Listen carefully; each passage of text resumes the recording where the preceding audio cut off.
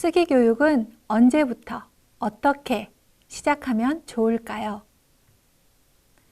쓰기 지도, 읽기와 처음부터 함께 해야 합니다. 초기 문해력 지도자료 28쪽입니다.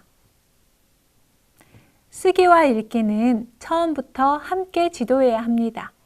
읽을 수 있다고 해서 쓸 수 있는 것은 아니고 쓸 수 있다고 해서 또 잘 읽는 것도 아닙니다.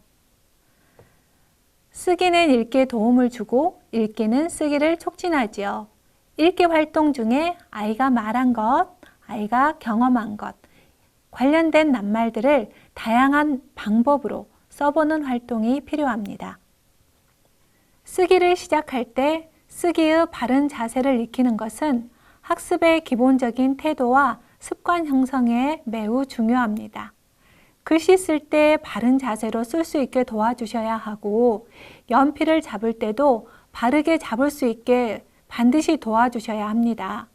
제가 지도했던 6학년 아이, 그 아이에게 3월에 장문의 편지를 받고 감동을 했었는데 어느 날 수업 시간에 우연히 관찰된 그 아이의 연필 잡는 자세, 바로 이렇게 잡고 글자를 써 내려간 것이었습니다. 다른 아이들보다 쓰는 속도가 훨씬 느렸는데 이 아이가 그렇게 긴 편지를 써서 저에게 전달했다는 것은 감동도 있었지만 한쪽으로는 굉장히 마음이 아팠었고 이렇게 연필 잡는 자세를 고쳐주는데 6개월이 걸렸습니다. 중학교에 가서 고등학교에 가서 과연 이 아이는 어떻게 연필을 잡고 있는지 지금도 궁금하고 염려스러운 마음입니다. 다양한 선그리기 활동은 바른 글씨를 쓰는데 도움이 됩니다. 선을 그릴 때에는 글자 쓰기의 기본 순서대로 그릴 수 있게 안내해 주시는 것이 좋습니다. 예를 들면 위에서 아래로, 왼쪽에서 오른쪽으로 그리며 진행 방향도 동일하게 진행하도록 합니다. 무슨 얘기냐면 선 그림을 왼쪽에서 오른쪽으로 진행을 하거나 아래에서 위로 진행하는 것은 1학년 아이들, 쓰기를 시작하는 아이들이 필순대로 쓰는 것을 배울 때 혼동을 줄 수 있습니다. 쓰기 활동을 할 때 기본을 익히는 것이 매우 중요합니다. 처음에 아이들이 쓰기를 할 때 위에서 아래로, 왼쪽에서 오른쪽 이렇게 쓰는 순서의 기본을 익히는 것이 매우 중요합니다. 말로 위에서 라고 교사가 얘기하면 아이들은 아래로 라고 대답을 합니다.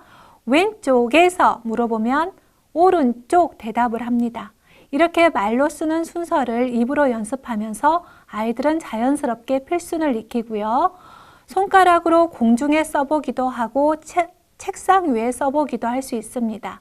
또는 연결 큐브나 교실에 있는 바둑돌 등으로 써보기 활동도 할 수 있는데요.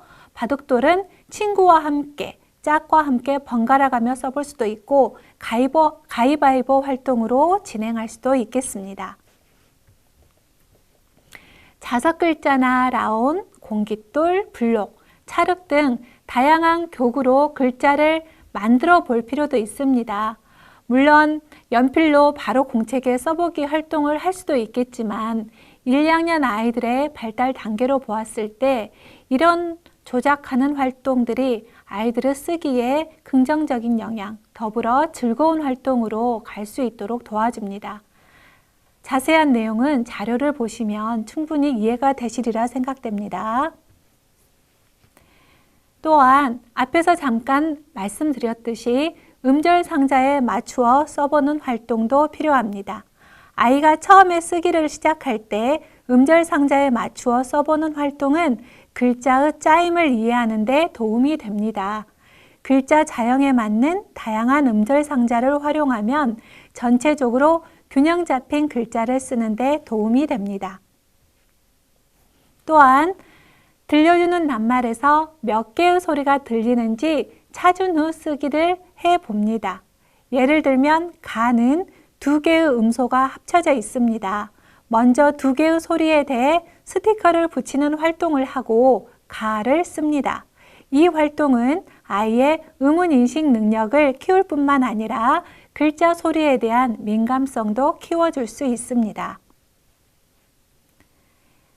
낱말을 듣고 빠진 나자를 찾아 써보는 활동도 해봅니다.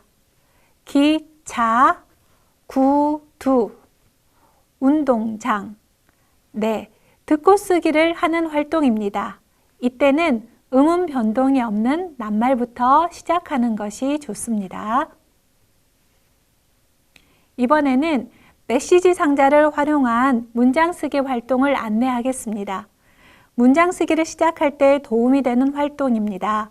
쓰기는 읽기와 함께 병행하는 것이 좋다고 말씀드렸는데 저는 모든 읽기 활동의 마무리는 낱말 쓰기 또는 한 문장 쓰기로 합니다. 이때 아이가 부담을 느끼지 않고 쓰기의 즐거움을 느낄 수 있게 도와주는 활동이 필요한데 메시지 상자가 그런 역할을 해줍니다. 이 상자는 선생님이 코팅을 하여 활용 가능하고 10칸 공책이나 스케치북을 활용해도 좋습니다. 쓸 내용을 먼저 말하면 메시지 상자 위에 아이가 자석을 놓는 활동입니다. 예를 들어 글자는 파란색, 띄어쓰기는 빨간색, 문장 부어는 노란색으로 미리 아이와 약속을 합니다. 그리고 자석을 이용한 메시지 상자 위에 놓기를 마친 후에는 보드마카로 연습하며 문장 쓰기를 할 수 있습니다. 보드마카에 대해서 염려하는 입장도 있는데요. 보드마카는 부드럽게 써지고 쉽게 지워지기 때문에 실제로 활용해 보면 아이가 쓰기 부담을 덜 느끼고 즐겁게 쓰기를 하는 모습을 보여줍니다. 마지막으로 10칸 공책에 완성된 문장을 써보도록 합니다. 이때는 쓰기 오류를 보이지 않고 충분한 연습을 통해서 아이가 바르게 쓴 문장을 쓸 수 있도록 도와주는 것이 좋습니다. 다음은 연습 공간을 활용한 한 문장 쓰기입니다. 이때는 아이가 쓰고 싶은 문장을 정하고 연습 공간에 써보고 아이가 쓰기 오류를 보인 낱말들은 자석 글자나 라운 등을 이용해서 연습 공간에서 충분히 활용해보고 그리고 글쓰기 공간에 완성된 문장을 바르게 쓰도록 하는 것입니다. 그리고 아이가 쓴 문장을 이용하여서 어절 단위, 음절 단위로 나누어 보는 활동도 할 수 있는데요. 이때는 아이가 쓴 문장을 조금 더 큰 공간이나 스케치북을 활용해서 쓰게 할 수도 있습니다. 아이가 쓴 어절이나 음절, 띄어쓰기, 문장 부호 등을 배열하며 문장을 완성해보고 또 완성한 문장을 소리내어 읽어보게 할 수도 있습니다. 쓰기 활동 처음에, 문장 쓰기 처음에 활용해 보시면 좋은 활동입니다. 지금까지 쓰기 지도 방법에 대해서 말씀드렸습니다.